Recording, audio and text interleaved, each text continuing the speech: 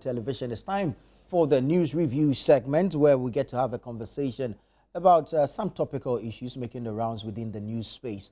I have two fine gentlemen in the studio with me. I'll do a quick introduction and then we'll get straight to the business of the day. Wanda Madilo is a member of the NDC's communications team. He's here with us. Good morning, Wanda. Yes, good morning. I trust you're well. Very, very good. Very good to have you. Good to have you. Then the Honorable Isaac Bawumia, Member of Parliament for the Afia constituency in the Western region, is also here. Honorable, good morning. Good morning, my brother. Good to see you again. Yeah, nice meeting you again. Very well, very well. Hope you are doing good. Yes, I am. I trust you're well too. I'm good. Great. How did the rains go for you?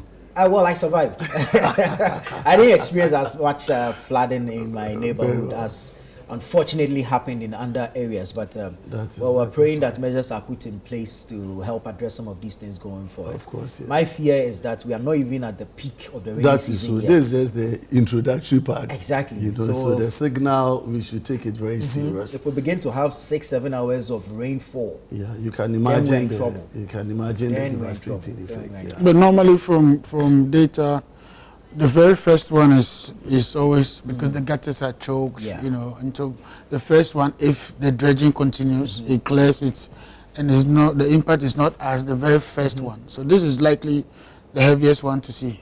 We pray so. Yeah. We pray so. Yeah. We pray so. Because for me, I think the biggest problem is the mindset of the people. True. People who are don't reset. True. People are not rewired to doing the right things. Yeah, very true. We'll go and come back and come. Sanitation is a lifestyle problem. Yeah, and the buildings on waterways as well. We have to. The encroachment of Ramsar sites, quite disturbing. But anyways, let's get into our business of the day. I'm coming to you, Honorable, first because Dr. Mahamudu Bawumia, the MPP's presidential candidate for the 2024 elections, is apologizing again. Right, and this time he says we got many things wrong. Please forgive us. He was speaking in London. I'll take a few paragraphs from the citynewsroom.com, and the story says former Vice President and 2024 flag bearer of the New Patriotic Party (NPP), Dr. Mahamudu Bawumia, has acknowledged the shortcomings of the NPP-led administration, offering an apology to Ghanaians while appealing for renewed trust ahead of the upcoming general elections. Now, speaking at an engagement in London, Dr. Bawumia admitted that although the NPP had made significant strides in governance, it had also made notable mistakes. In a candid and reflective tone, he said, quote, "The NPP did a lot of work, there's no doubt about that, but we did not get everything right. We got quite a few things wrong, and I think that on my own behalf and on behalf of the party and the government, I apologize to all of you for us not getting the things right that we should have gotten," end quote. So Dr. Bawumia was speaking in London, and this apology he's rendered to Ghanaians and of course NPP sympathizers there in London. Remember that the show is interactive, okay? Send us your thoughts, your comments and contributions via our socials and the WhatsApp number. Honorable, this is from your camp, and so let me start off with you. Thank you. How many times will that good old dog apologize? Well, let me say a very good morning to our cherished viewers and also the good people of Western Region and the Afia constituency whom I represent. It's a call by the flag bearer of the 2024 NPP. This is after we've come out from a very devastating elections result. And it's always important that when you come out of an election like we did, you do an introspection and try to figure out exactly why we got what we got. Going into the 2024 election, if you look at the time we started building up with our slogan, Breaking the Eight, and we were very confident that we were going to win the 2024 elections, not just for breaking the eight's sake, but because of the work that we believed we have done over the past 8 years. You know, when you have a government that came into office in 2017 with the biggest flagship program of free senior high school, I was amazed how the government was able to implement that policy in the very first year of its inception. Because if you look at the talk around what it cost to run that program, and all the challenges that the education sector had faced and the financial implications of all of these, it was very, very big call by Nana Addo Dankwa Akufo-Addo to implement the free SHS the very year that he took office. And with all its challenges, gradually having implemented it to the extent that at some point data suggested about 2 million, 3 million. People were even having conversation around how many people have actually benefited from the free SHS over the 8-year period. Even President John Dramani Mahama, during the State of the Nation's address, indicated that about 2.3 or so, instead of 3 million that NPP had indicated, were beneficiaries of the free SHS. My question is, if you can imagine up to 2.3 million Ghanaians who otherwise may not have had the benefit of going into free senior high school, what would have been their fate? When you look at the infrastructure that were developed in the education sector, I'm coming from Takoradi. In those days when we were growing up, the prominent schools that we had in the Western region were GSTS, St. John Secondary School, Fijai Secondary, Bishop Portes, and St. Mary's. If people told you schools like Adiembra Secondary, Takoradi Secondary, and then Ahantaman Secondary, these were institutions people would have categorized them as third level senior high schools. But with the introduction of the free SHS and the need to rebuild infrastructure and also improve on quality of education, I was amazed when I visited an institution like Ahantaman Secondary, which has become now one of the household secondary schools in the Western region, where people proudly apply, and you even find it difficult having access to such a school. And you take a school like Udogono, the infrastructure that was built, and the STEM schools that were built. But there were challenges with the infrastructure also. Definitely, because the free senior high school had the volume. More numbers. Exactly. So the issue is that it was a bold step. You needed to implement it anyway. We had to even do double track to accommodate. And as at now, we still have some few schools that are still double tracking. And government is committed, according to the Honorable Minister Idrisu, to phase it out completely in 2026. And so my point is, if you look at the investment, and these are transformational decisions by a government, you know, these are things that break barriers. They are decisions that had been beneficiary to only a section of the Ghanaian populace in the north, and then you wanted to extend it to cover the entire country. And so from my point, when you take the area of education, the big point, which was our major campaign promise of free senior high school, and its work and the improvement and the performance even over time cannot be underestimated. It is for that reason that even the current government said it cannot and will never cancel free SHS, but would only come in with other mechanisms to improve on its deliverables. And I think that is a step in the right direction. If you go through other areas, we've had these conversations before. I'm not here to just talk about MPP and say MPP did everything. But if you take health, even towards the tail end of Nana Addo Dankwa's regime, where he boldly initiated this Agenda 111, with the intention that every district in Ghana should have one major health facility that meets international or national standard, whereby anybody within that district, if you face such challenges in health, you can go there and be served.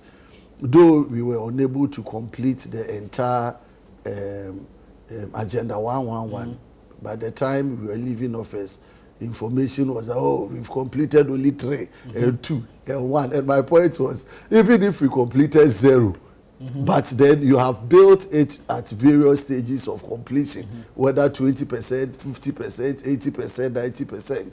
It is, governance is a continuum. The question is, was it relevant to build such an infrastructure for the benefit of Ghanaian healthcare? Again, I'm coming from Western region. Our biggest hospital is Ifiam Kwanta. if you come to my constituency, Efia, which is within the metropolis, the only reliable or bigger hospital we have is Kwesimintim Hospital, which used to be a polyclinic. And when you visit that hospital and you look at the conditions of such a hospital, that is one of the busiest in the Western region. In fact, along the N1 on Takoradi Aguna Nkwanta area, any disaster, any road accident that happens, that is the first point of call.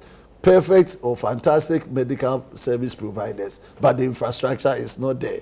So if I had the land and they had built a modern facility like the Agenda 111 and it is supposed to work, can you imagine? I went and visited the place, mothers, maternity, people who were giving birth, and you look at the condition in which people give birth in Ghana, in Takoradi, I wonder what is happening to people living in the villages.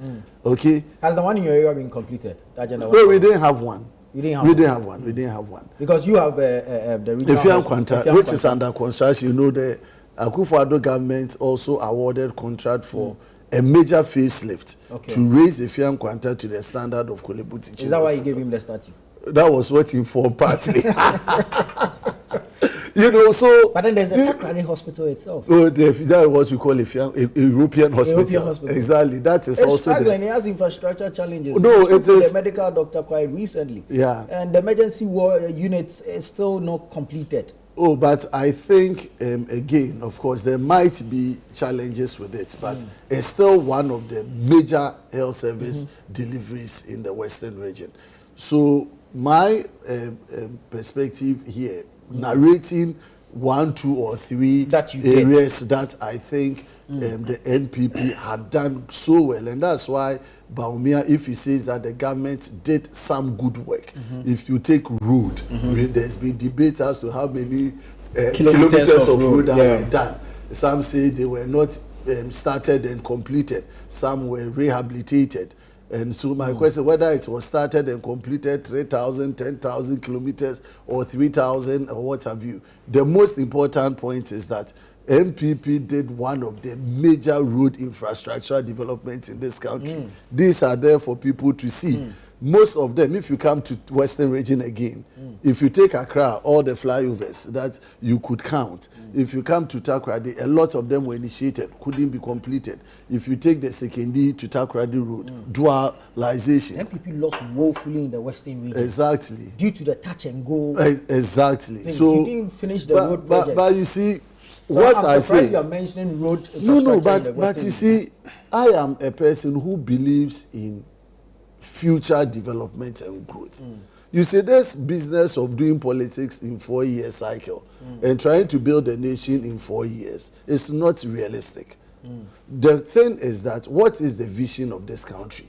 Where do we want to go? If I want to build a road network that will sustain the time, and I know that I need to do only one lane to 4 years to please the people, and I do that only to realize that in 8 to 10 years time it will cost you double or triple to expand it into a 2 or 3 lane. What will be my business decision as a government? Will I do that to win political advantage over 4 years, or I want to build a system that can sustain us over the years? So I believe, though we should have completed them, I'm not making excuses for the government. I was a loser in that game where all those roads were not. And if you come to Takoradi, all the investment that is coming out of it, all the raw materials, the resources that are coming out of the Western region, and the government cannot pay particular attention and give them the development, like the roads we are talking about. How many kilometers of road were we talking about? 5 kilometers, 10 kilometers, even the longest stretch, which is Power Grant Runabout or what have you to Aguna Nkwanta. You are talking about less than 20 kilometers of road. So why would the government of the day, which is my government, in 8 years, not complete these projects? And so if the people punish us, they have a right to punish us. Exactly. But the key thing is that the projects were initiated, they are at various stages of completion. And so now to the apology. The apology. And then we wrap up on that so I can Now, hear from after all the good things that we have done, there were also some minuses. Minuses around being a listening government. If you're a government, you're a government of the people. So you have a team you are working with, and Ghanaians begin to call for the heads of some people and the decisions they make. The decision around the reshuffling of government. Government didn't do it and do it on time. You have policies around DDEP, where people's interest in terms of investments were being affected, the haircuts. People talked against it. We went ahead and did it. You have e-levy, introduction of e-levy. Government thought it could be a major revenue solution. But the government, Ghanaian people were saying that no, it has consequences for business. And so take it off. We went ahead and implemented it. And so we initiated other programs, though well-intended, but they were against the wishes of the people. And so in government, you need to balance. To what extent do I listen to my people? And to what extent do I live? And so we went in, and then the Ghanaian people said, yes, we weigh your good side and your bad side. But, you know, what affected our pockets were more. And so get out of the way and let people come in. Now, with that benefit, the flag bearer then is going around engaging stakeholders. First on the thank you tour to thank. Has that ended? Yes, I think it has ended. And to thank people, even if you have 2% of Ghanaians voting for you, you need to thank them. Yeah. You need to show appreciation. And so if you have about 41% of people voting for you in an ended election, you need to go around and thank them. Because it took time and energy for someone to go and queue and vote for you. So I think that was the right thing. Now, after you've gone to thank them, you need to also let them know that you appreciate their concerns and the fact that you erred. So where we have erred, he says, we are sorry. Why not? We should apologize. That is the hallmark of a great leader. Right. A great leader is the one who sees that I had a responsibility. Though as vice president, he didn't carry the overall mandate of the people. The president of the day had the power to make decisions. Vice president had input into governance. Whether his inputs were taken or not is neither here nor there. The most important thing is that government was not sensitive to some of the concerns of the Ghanaian people. Ghanaians have punished us. We are sorry. Justin Kodia have said we are sorry. I have gone around to tell Ghanaians and my good people that, thank you for voting for me, but where my government did not do well, I am sorry. So it is good to show that kind of maturity and then assure them that given the next opportunity, we are guided by your wishes and we are going to work hand in hand with the Ghanaian people and see how best we can move the country forward. One of the initial solutions to every challenge is admission.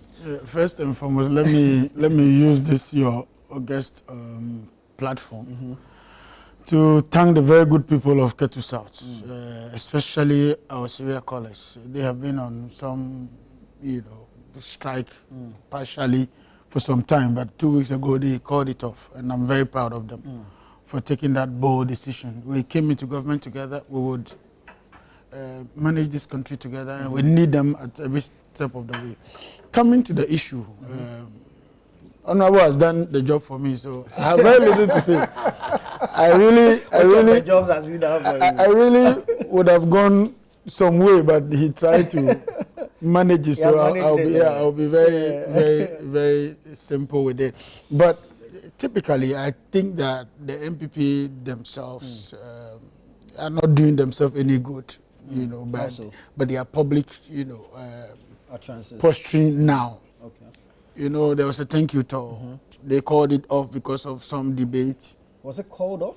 No, not debate. They said they were calling it off so they can go for the demonstration. They were joining the demonstration. No, it was done simultaneously. Yeah. No. The demonstration the day of the demonstration was what we called off, but post it we completed so you continue? it. Yeah, he completed it. Ken was not part. No, Ken had withdrawn.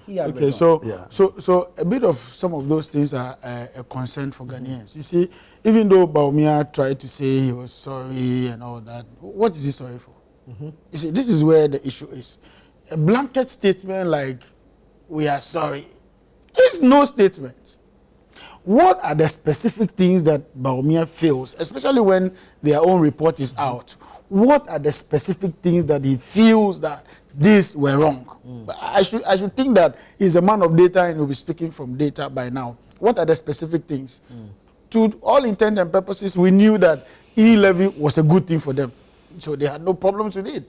If Bawumia now feels... an individual was against e-levy. Well, he never said it while in government. Never. He never said that while in government. No. He actually even went on Peace FM. No, on Peace FM. By the time he was going on Peace FM, they had asked him, he was actually campaigning, and they had asked him what his view on e-levy will be. And he says when he wins, he will withdraw it. He feels that people should not be taxed and all that and all that. But Bawumia is not an individual, excuse me. You know what I mean? Even at the time of flag bearer, he was representing the party. What does the party feel? What does the party think? What is the party's policy? And he was in cabinet together, and he was actually the head of the economic management team. So it's difficult to extricate him from the lapses of the government. But you admit that in governance also is a majority concession. When you say majority concession means what? It means that, I mean, even at cabinet level, is the majority decision that's... So you can't come out and say that you were against it. You knew before you went inside. I mean, the same majority voted for you to even become a flag bearer in the first place. Yes. So you cannot now say that the majority decision is bad. If it is bad, pull it through. Because when Bawumia was made flag bearer, what we were told was that he was the economic messiah. President Akufo-Addo publicly said that he brought on Bawumia so that so that what he would help him fix the economy. Has it been fixed? No. We got eggs on our heads, in our faces, at the end of the day. So e-levy came to pass. Bawumia can't take, will he take credit for it? Because in one breath we are told that e-levy brought so much, and it was used to do something else. COVID levy. It came in, it was used to do something else. And in one breath, you give credit to yourself for some achievements you have chalked. Then in another breath, you want to run away from the basis for which you chalked some of those achievements. Because the health infrastructure, for instance, the Agenda 111 was built around COVID levy. Period. If you remember. Is the COVID levy that was used for the Agenda 111? No, that was the explanation for the COVID levy. When COVID came, and government wanted to go, we're doing all the things we're doing in COVID. They needed some funds to support. And when he went to commission that hospital that was built, the special disease hospital that was built, it was at that place that he made the declaration. Initially, they were going to do 88 for only the district assembly. Then at that program, he said 101 because 111 because they were going to upgrade some other regional hospitals. And fantastic idea. But did he say he was going to use the COVID-19 levy? That was the financing base for the project. I don't know if you get myself. The whole bit about COVID levy was to support health infrastructure. And the health infrastructure at the time was that. I don't know about you are in parliament if I'm wrong. I'm taking notes. I know. So these were the basis for some of those things. In one breath, they are taking credit for starting the project. In another breath, we are told that they didn't support the COVID levy and all that. I think that's where the difficulty is. Then Bawumia must be clear in his mind exactly what are the errors. For instance, we have errors in the way our funds were managed. You have a whole government that won't produce textbooks for students, but will be interested in buying past questions, printing past questions at the cost of 38 million Ghana cedis every term for students. And yet you won't provide textbooks. You have a government that went into cathedral. How much was spent? $58 million was spent, yet will not provide infrastructure for schools. You have a government that went into the free spending on its own to the extent of borrowing from the central bank. Over 60 billion was borrowed from the central bank. You have a government that left a debt of 740 billion Ghana cedis from 120. So these are the challenges. You give haircuts, he mentioned it himself, and all the things that have happened. So we are expecting him to speak to the specific issues. What are those issues that you disagree with? What are those mistakes that you felt was wrong? Now that the report is in, because I wouldn't have been saying this if he didn't have the report. With the report in his hands, I believe that he should speak to specifics. That will endear people to his integrity. That will also endear people to his honesty with which you're saying. It's not because you need power tomorrow, so you now want to tell us that you're sorry. Sorry for what? Lives were lost. When COVID campaign, lives were lost. There was the haircut, lives were lost. People lost their livelihoods and all that. Pensioners lost their... We even have former chief justices who were queuing to demonstrate against your government. What are the specific things? I think that is what will help his image rather than the blanket apology. And why did he choose UK in the first place? Even though he was meeting MPP, majority of the people in the UK did not even vote. The people who voted, the 41% of people who voted are right here with us. You left us. You went on a campaign tour. You never mentioned this. Sorry, on a thank you tour. This was never mentioned. You spoke to issues in this country. That was never mentioned. In fact, he even wrote a letter to the president at a certain point in time, recommending some things to be done. You never mentioned that. You lived in this country for all the 4 months. He apologized. No. Even the general secretary of the party also apologized. No. And then he spoke to some of the issues that may have caused the party's defeat. No, you see, the apology, this is the first time. He admitted that they did some things wrong, but not an apology. For the apology, this is why is he making the headlines if he has said it already? It wouldn't have been news. The apology, this is the first time he's rendering the apology. But he's admitted in his other presentation that, they got some things wrong. Given the chance, they will correct it. But as for the apology, the naked apology for Ghanaians or to Ghanaians was made in the UK. And why the UK? Why not speak to your people right here in Ghana? The biggest apology Bawumia must render to Ghanaians is right here in Ghana.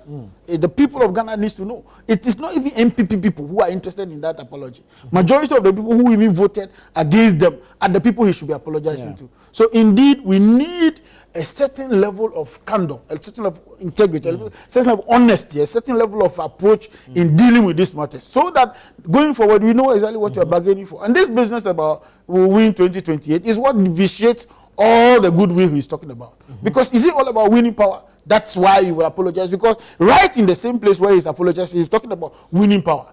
Come on, please. We deserve better. Ghanaians are not rubber stamp that said that you only come to them when you need your vote. You apologize, get the mandate, and then you do worse off. President Akufo-Addo also apologized. You remember when they lost the 2008 elections? He went on the thank you tour and apologized to Ghanaians that they got some things wrong. He even extricated himself, just like Bawumia is doing right now, saying that he didn't buy some of the state lands. All the monies that came, he used his private car. He didn't live in the government bungalow and all that. He's trying to distance himself from the Kufuor administration. It looks like this is no Kufuor then. Akufo-Addo was a member of Kufuor's government. And then when push came to shove, he distanced himself. He said he wasn't part of the things that happened under Kufuor. And then Ghanaians believed him. Somehow, some way, he won the elections in 2016. It looks like the same template. So Bawumia is repeating the same. It looks like the same template. He's been part of it. He is even worse off because he has been the vice president, head of economic management team, head of the police administration or security. And then he comes out today to say, I distance myself. We are sorry for what has happened. Ghanaians forgive us and all. Same thing Akufo-Addo did. Same template is being repeated. But this time around, I can assure you, both the NDC and Ghanaians are very much awake. We are watching, we are observing closely. We'll scrutinize every policy through and through. We will make sure that it is honest enough, it's truthful, and it represents the interest of Ghanaians. Otherwise, forget it. Kiss power goodbye. Because power must come at a cost to many people.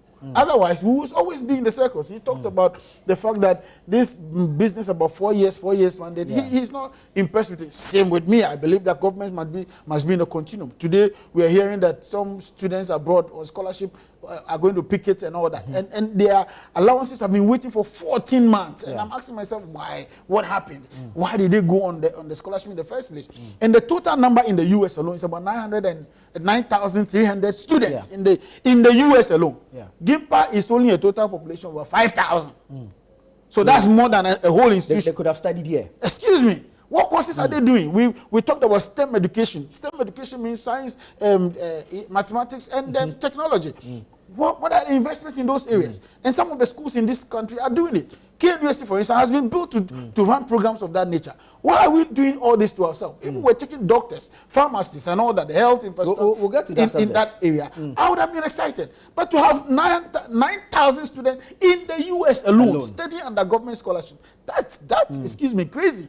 That's a lot of money going down the drain. Why are those monies not channeled through programs right here in Ghana? Why are we not developing the curriculum? Why are we not giving them the necessary infrastructure in the various universities to run some of these programs? We'll get to that matter. We'll get to that matter. So I believe that government is in the continuum. I side with him. I'm not going to let me come back to you. Honorable will say anything on this. Dr. Bawumia. He's admitted with me that. Yes, but I need us to look at. No, don't stop fires. You allow a point that you made mention of regarding him him distancing himself from some of the issues and throwing a blanket apology at us. Yes. If you are able to distance yourself from something like E11, the fuel increments that happened just during the campaign period and all that, then what exactly are you apologizing for? What are you sorry for? Yeah, thank you very much, Nana. At times, it's interesting where I find myself, particularly in opposition, and some of the statements I make, whether I'm making it because I find myself in opposition or that is my consistent belief. I believe these are my consistent beliefs in how I want governance to go. And I'm not a type that would always refer people back to history. This is where we're coming from. President Mahama has been president before he lost the elections. When he lost the elections, he apologized to Ghanaians for some of the things that he did. And that is on that basis that he promised Ghanaians that when he's given a second chance, he will correct his wrong. Yeah. So why are we here? Why are we behaving as if it is wrong for someone to say, I'm sorry, when I had an opportunity to serve and I made mistakes? Because the president of the day today, His Excellency John Dramani Mahama, was one of the most bastardized presidents we ever had. True. People made that statement. Mahama can never be president again. Why is he president today? Because Ghanaians found some place in their hearts to say, we'll give you a second chance. So I don't want to go into that tangent. What are the specifics? The specifics have already been placed. You cannot say everything. Bawumia, in his thank you tour, he started from my constituency, Efia. That's the first thank you tour. He held it in my constituency. That was the first place he started enumerating some of the things that the reports, the Okwe report, had indicated. And so that was the first so place. What's apologizing for? The arrogance of power? The perceived corruption? You understand. These are matters we don't want to bring it back to Ghanaians. Ghanaians punished the MPP for some of these things. And it is incumbent on the NDC to learn those lessons. Because even 4 months, 5 months down the line, we are beginning to see the same trajectory of governance system where opulence is showing face. We may try to ignore and say that is not so, but that is what we saw in the case of my good brother. Signs of opulence? Oh, even their own people. If you watch social media, I don't know all these people. He said that people located to North serial collect, to South serial collect had gone on demonstration. Why did they go on why did they go on demonstration? They have a right at all times to demonstrate. But why? Or to why? Because they have grievances. because a government has come to power. They supported the government. They have expectations. Some of the expectations are not being met. And so, but do they care? Do they care? But that is why my good brother is saying that he's happy they've come back on board because communication is ongoing. Things are being explained to them.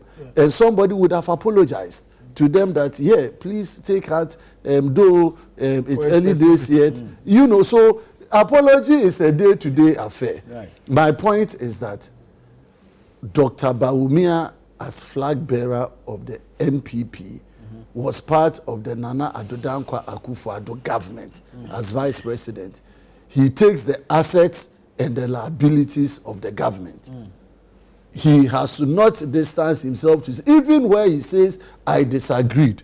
He's never said that I don't take responsibility for the decisions of government. He has never said that. And that is why he bear the brunt of Ghanaians. Ghanaians have given their mandate or they have taken their decision. We as a political party have a right to go back to Ghanaians and tell them who we are. Tell them that we are people of sincerity. Would it have made any difference going into the election if this admission of complicity had happened prior to the election? Oh, elections have its own dynamics. Okay, so you may have your own challenges.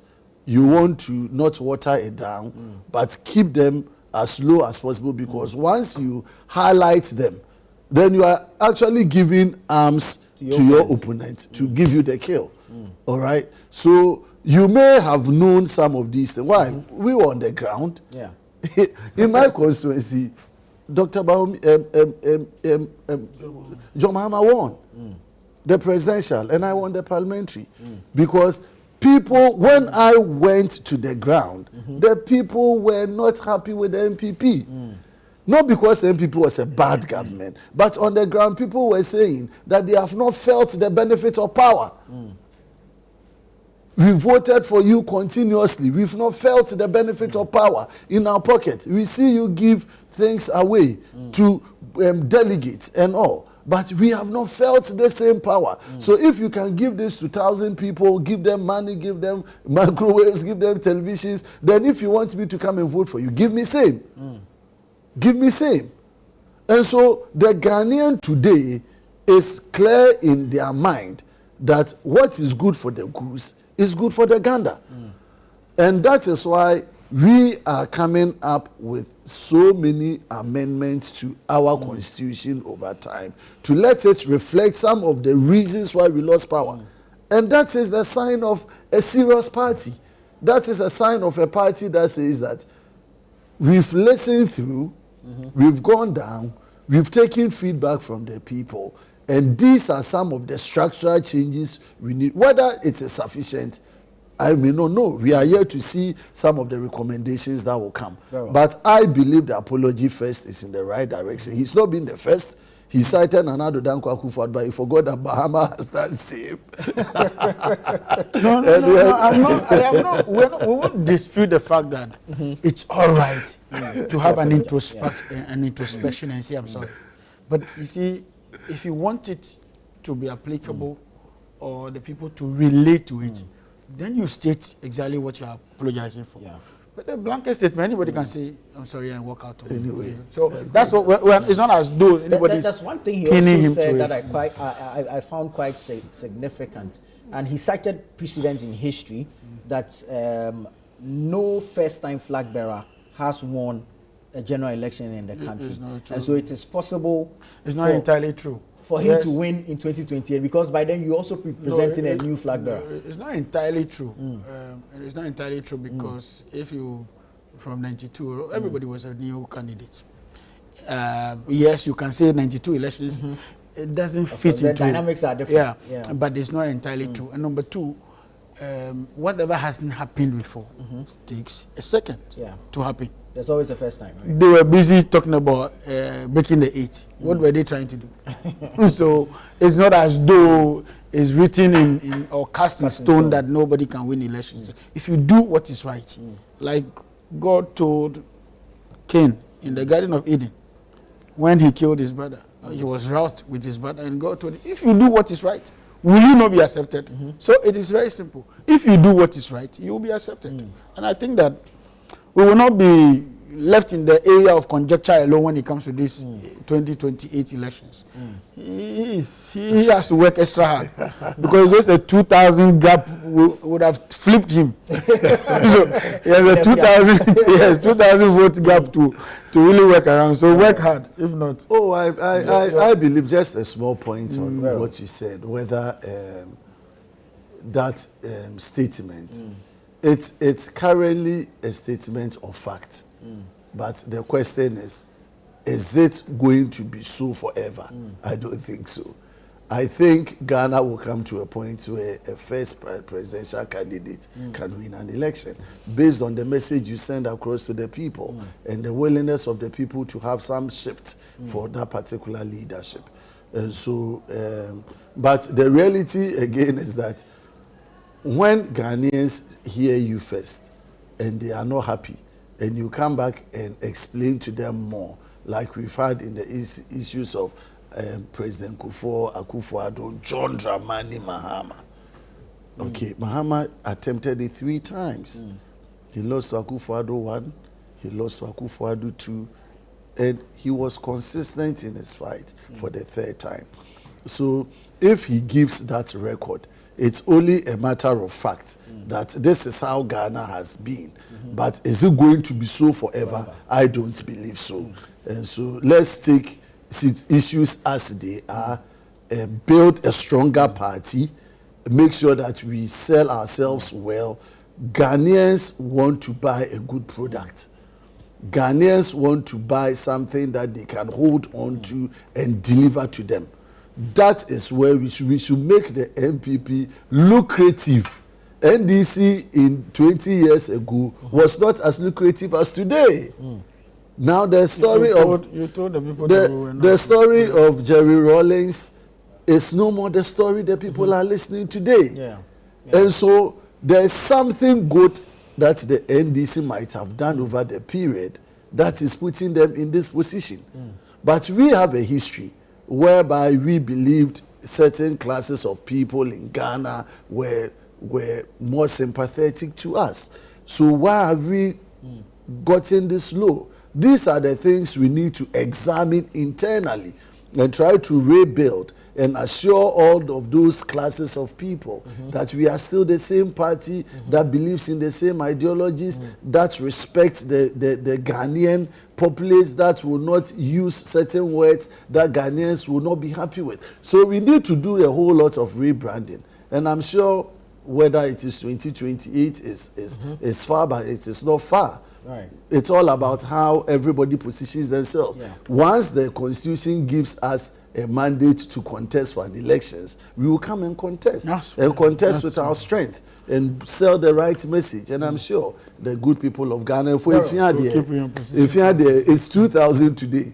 I know the good people of Ifia will show wonders.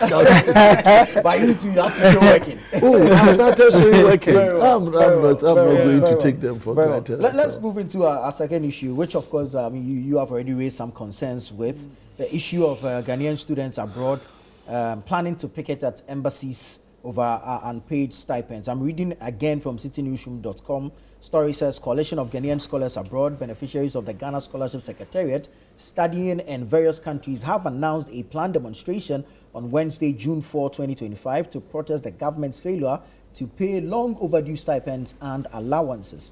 The students will include beneficiaries of the Ghana Scholarship Secretariat's foreign scholarships, say they have gone 14 months without receiving their monthly stipends, while book and health allowances have not been paid for 2 academic years.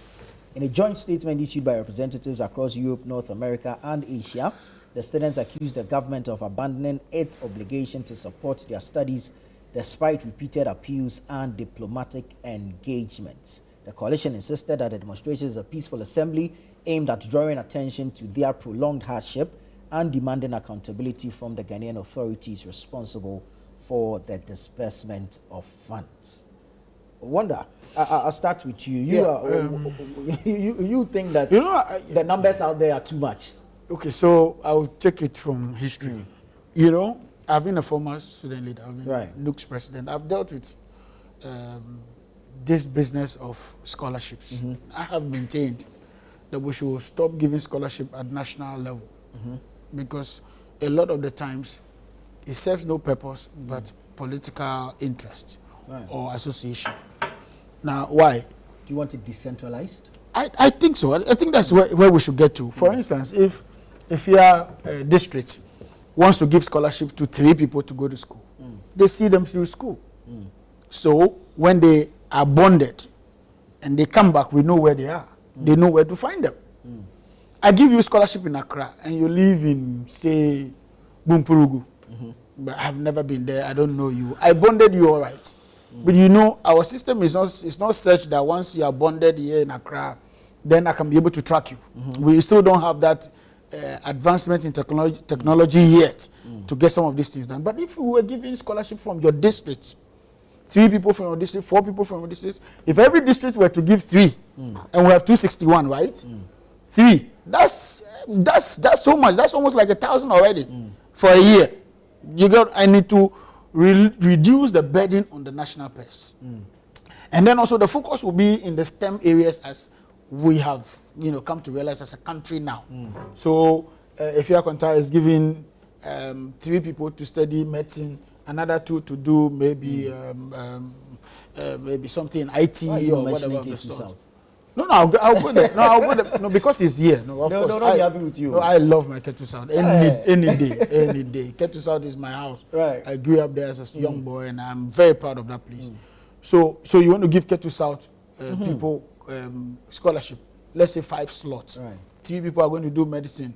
another 2 going to do maybe IT, another 1 going to do something else. So 5 times the 261 we have across the country. It will be easy for us to manage. Right. But where you have 9,000 students, in the US alone, I'm not talking about other countries. And US is not the biggest hub when it comes to education. It's actually UK.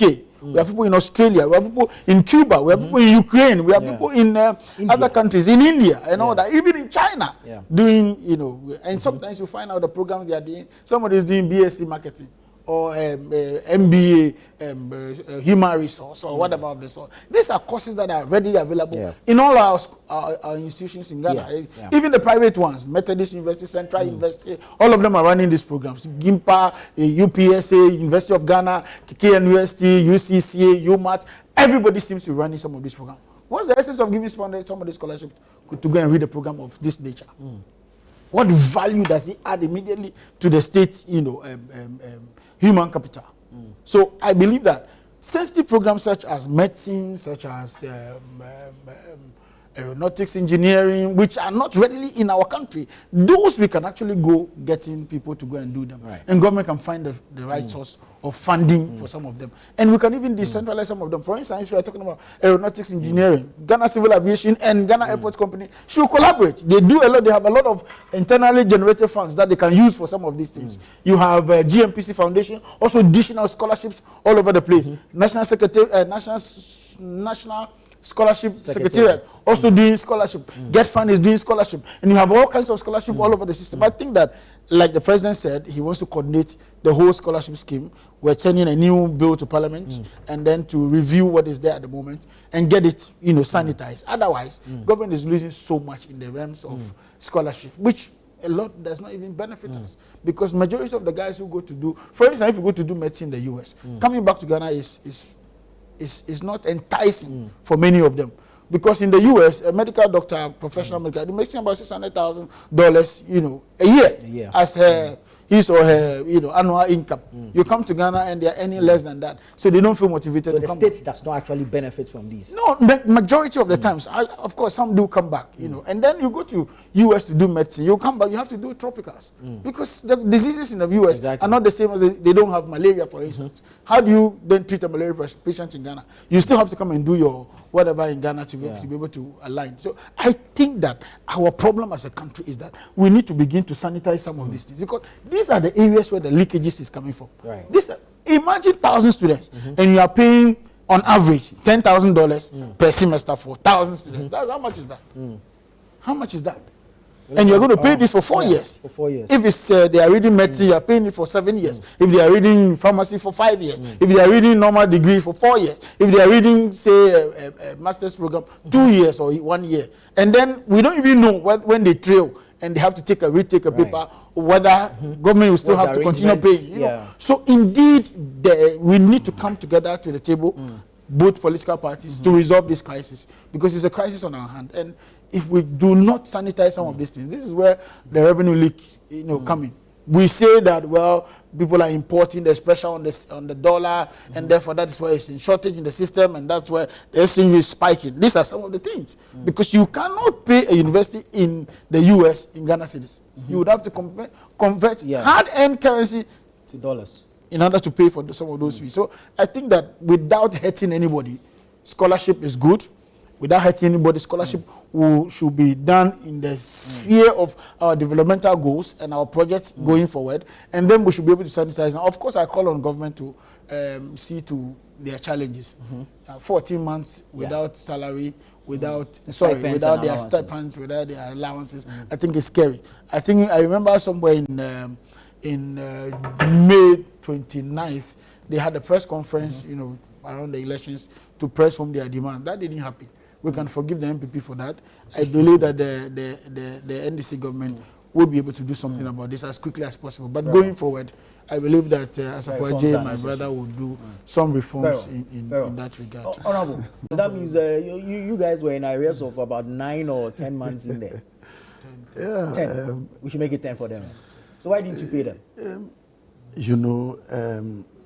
We are all students or former students.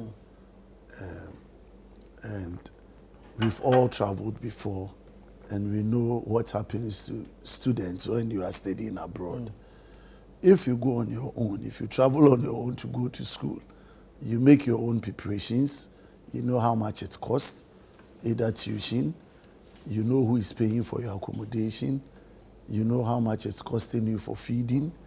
And so if you don't even have all of that resource, you put in place mechanisms as to how to balance work and schooling to be able to make your stay reasonably comfortable whilst you're there. And then you have incidents where you live in your country, you apply for school outside the jurisdiction, and then you are given scholarship, you apply for scholarship, and you are given scholarship with the intention that the scholarship secretariat will pay you all your entitlements, right from books to the tuition, then to your accommodation, then to your feeding. Yeah. And all of these are written and clearly stated as if the money will be coming like tomorrow. And then you find yourself in somebody's land, and then there you go, for months you are not being paid. If you check the history of scholarship secretariat, this is a perennial problem. Yeah. And why has it taken us decades and not found a solution to a simple problem? You cut your coat according to your size. But because we have politicized the issue of scholarship granting, who are the beneficiaries? Politically exposed people, people using their relationship, whether as MPs or ministers of states or what have you, to seek for support for people. The courses that people go out there to read, some of them humanities, that are run in and across our jurisdiction. And we bear this whole cost on the state. And people go out there and we don't have money to take care of them. So my first problem is, why have we not found solution over a perennial problem? It means government is not either thinking or we are not taking the right bold decisions. Where does scholarship secretariat get its funding from? Consolidated fund.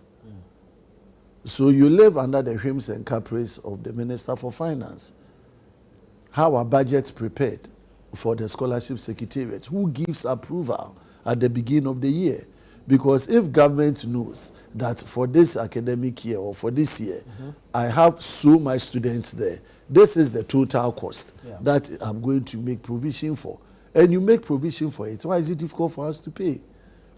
Is it that we continue to add on onto the bill? Is it that government, knowing their responsibilities, are not concerned about the plight of the students? And so we just allow them to wallow in their needs and expose them to all of this ridicule? What is the image of Ghana in those countries? How do people feel and think about us? That your country sent you on scholarship, others like China and India and Co, they are paying their people way ahead of time. And then for 10 months you send somebody to school and you are not paying. So where is the funding? We introduced Get Fund, we introduced NHIA. Why is it that if we think foreign scholarship is good, why is it that we can't earmark funds? Why can't we put 0.02% of something from somewhere, allocate and push it to the scholarship secretariat so that they have the ready funds? And then how do we monitor to make sure that those who benefit are not for political expediency? When the Deputy Minister for Justice and Attorney General, Dr. Sremsai, appeared before the appointment committee, and it was put to him whether he has benefited from government scholarship, and he narrated the instances from GIMPA as a lecturer, and then how GIMPA facilitated all of those things. And then you look at Manasseh Azure's expose on scholarship secretariat and the beneficiaries, professors, doctors, MPs, blah, blah, blah. People who can take that, afford. So those who can afford are milking the system, and those who cannot afford cannot even access it. If you look at the amount of money that goes into foreign scholarship, and you look at those that have to be sponsored locally, does it make sense? I'm living in Takoradi. My constituency hosts Takoradi Technical University. it costs 4,000 to 6,000 cedis per year to train a child at the Takoradi Technical University. They can't afford to pay their fees for 4,000. As member of parliament, I'm supposed to support them. I'm supporting people with 1,000, supporting people with 2,000 cedis. Currently, I have almost 200 students within the tertiary level that I'm supporting. Wow. Do you know how much it costs? Wow. If I'm giving averagely 1,000 over 200, it means 200,000. How much am I earning? Honorable, you must be very... And then the people are coming to you, they have not paid. People are losing their semester exams because they have not paid half of their fees. And they come to you as member of parliament and you are telling them that you don't have money. And so you are pushing all of these millions of cedis out there when there are real needs. Locally. How do we channel even the request for sponsorship? Who vets it? How transparent is the system? Right. So hold that thought if he talks about decentralizing, decentralizing is a good recommendation. But who are those in charge of those affairs? Hold that thought for me. We'll come back and look at how we streamline the scholarship scheme in this country.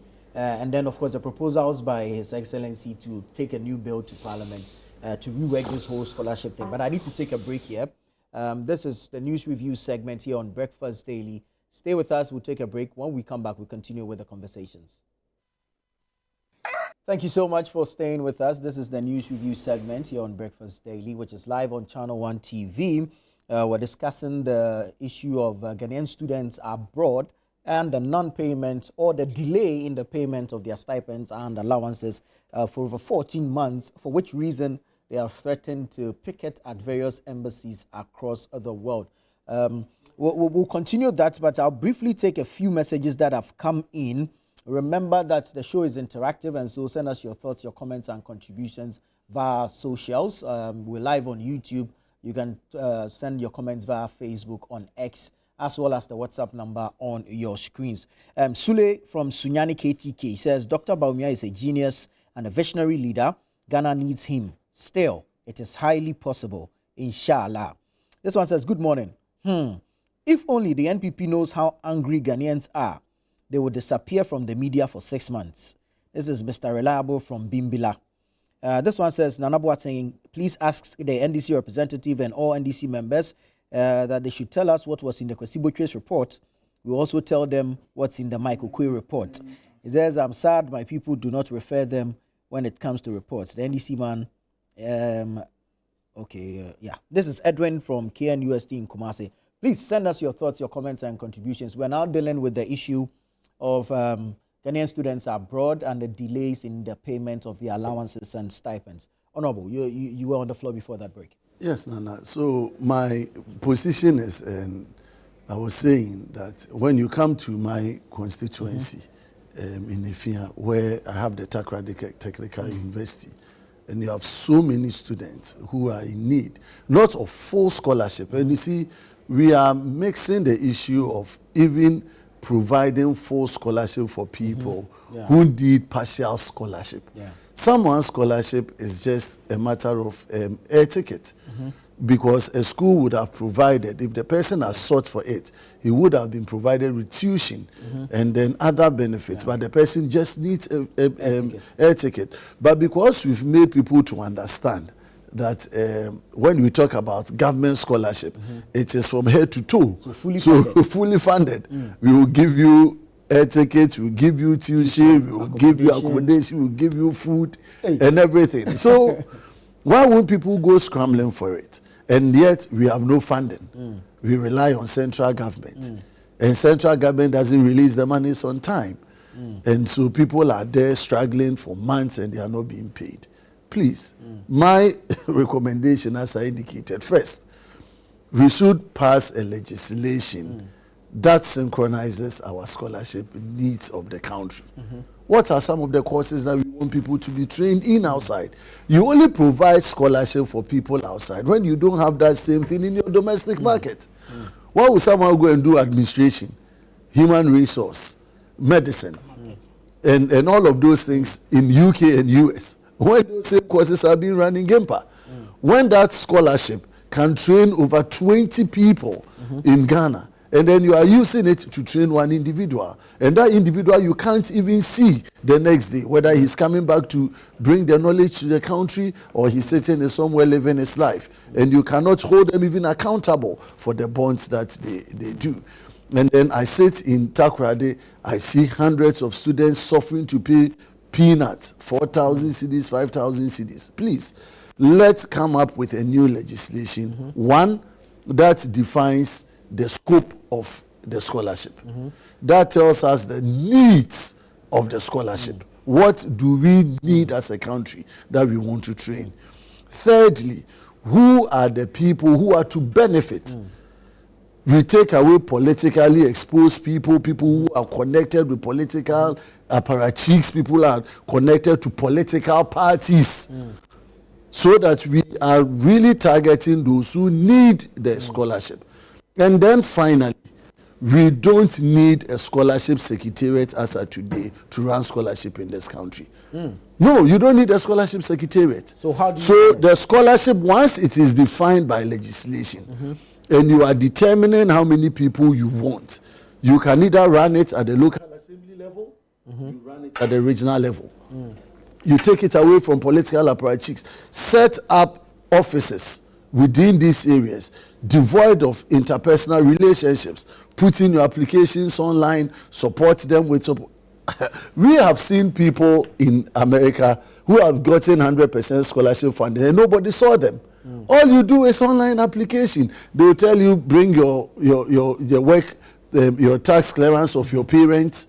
If your parents are not working, or if they are working with low income, you will establish their payroll, their pay slip. You put all of these together with your grades, and they give you percentages according to your qualification, as in the scores you made, the background of your parents, and the ability to pay.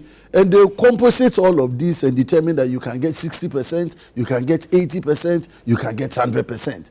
And so anybody at all can apply. Anybody who is in need can apply. So you don't need a scholarship secretariat where people are flooding, people are taking bribes. Go to the scholarship secretariat from time past. People are taking bribe. They go on deals. I give you scholarship. When you get your payment, you give me kickback. And we are closing our eyes on this, and we are behaving like ostriches. So we should take the bull by the horn. I don't want to see John Mahama send a legislation to this parliament, and I'll be in parliament to scrutinize it, which will empower the same scholarship secretariat, a political appointed figure who is going to decide who gets scholarship. Political MPs and ministers of state are going to send their girlfriends and boyfriends to them, so that those people will be getting scholarships to go and take money and spend at the behest of the state, when the taxpayer cannot determine the real needs of Ghanaians who have to benefit from the scholarship. So it is high time, and that legislation should come ASAP. Government should release funding. 10 months or 14 months down the line, we didn't do well, but I'm saying that even 14 months, we've come far. Some time ago, 2 years, people had never been paid. So we should be able to pay back these 14 months arrears, halt the process of granting scholarship in the next year. It's not by force. Ghana is not bound to provide scholarship to people every academic year. Let's halt it 2025, 2026 academic year. Come up with proper structured legislation, decentralize the process through the regional areas, allow transparent processes for people to put in the application without being seen, whether you are from this political party or what have you. Support your document. If someone comes to me for scholarship, what do I do? Even as a member of parliament, you first have to identify that you live in my constituency. You have to establish your parents. I need to speak to your parents to know what work they do. I do all of those due diligence and groundwork to determine that you are really in need before I now provide the little support that I need to provide. What does the government do? People sit in their homes, and the next time they realize they have been given scholarships to go to UK and to US. So please, President Mahama, let the legislation come. Pay back. Let the legislation come with an intention to scrap scholarship secretariat with a more reset mentality to move Ghana forward. Very well. Wonder, per the current arrangements, do you think we can maybe relook at the visas of these students on these scholarships abroad to allow them to be able to work while there? I was coming to that.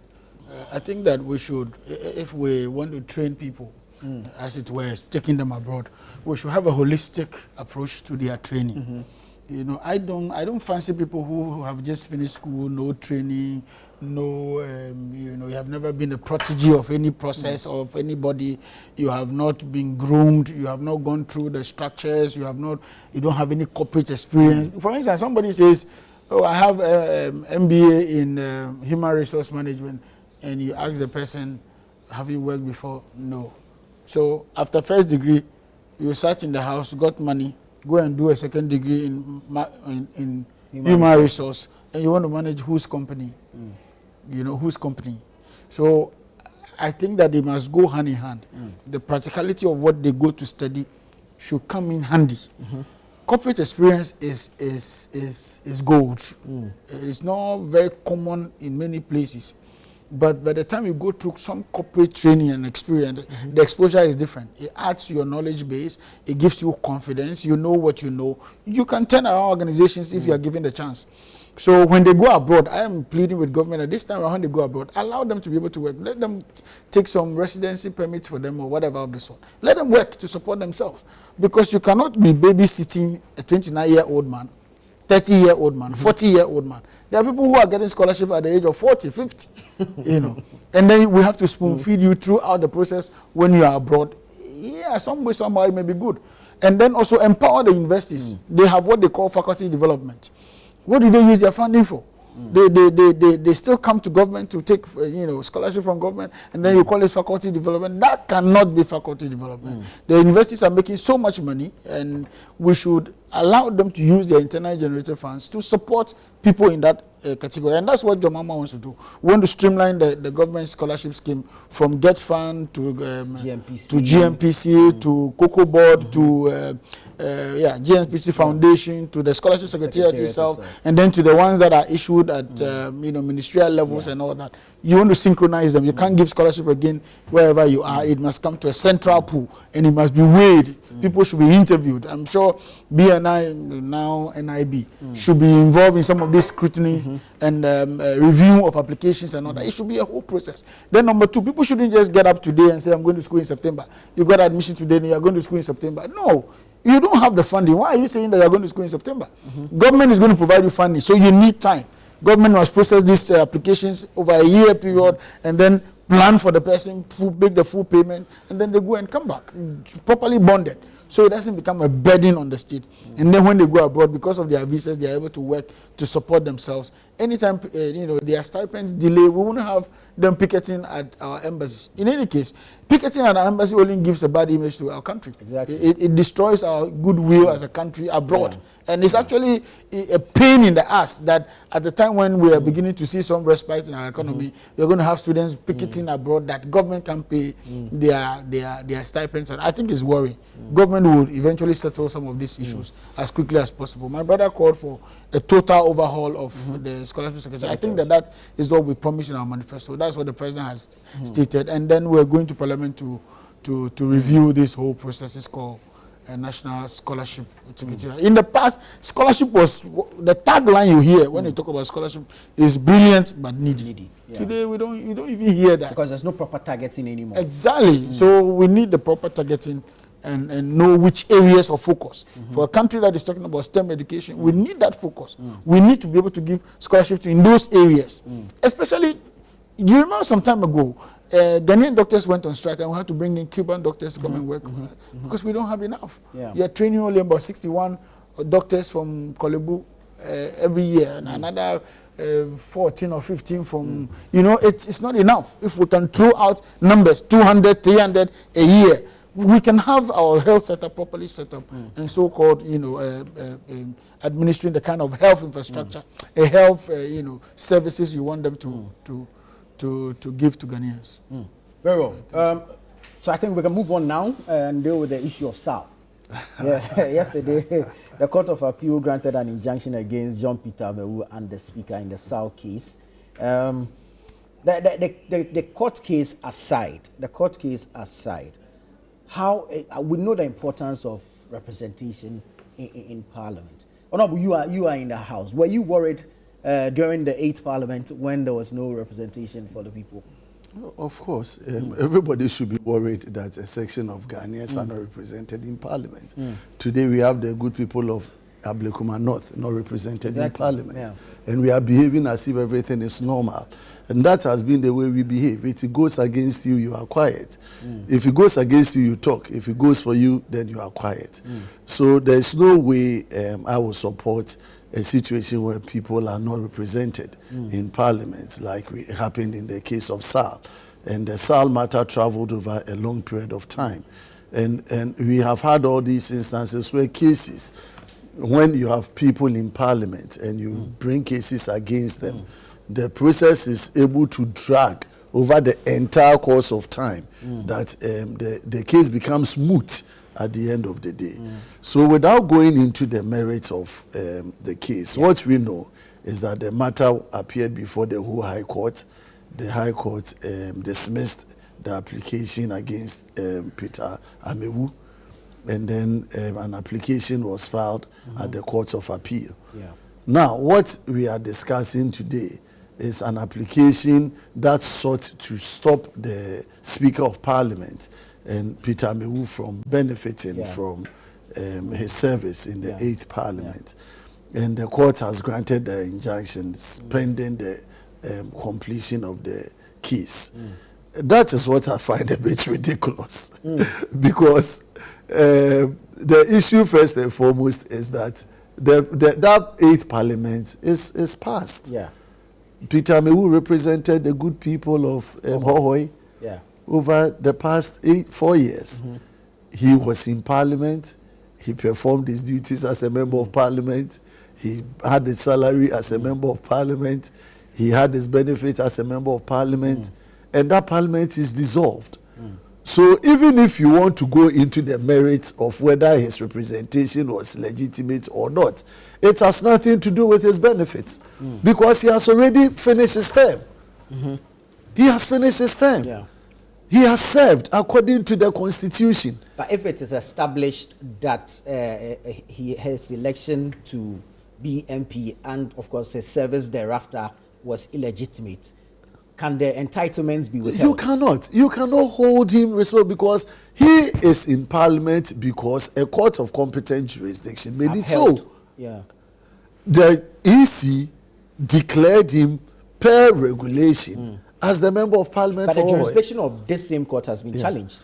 No, but what I'm saying is that until the matter is determined otherwise, any action that has subsisted up to that time on that individual cannot be taken away from him, because he exercised it rightly.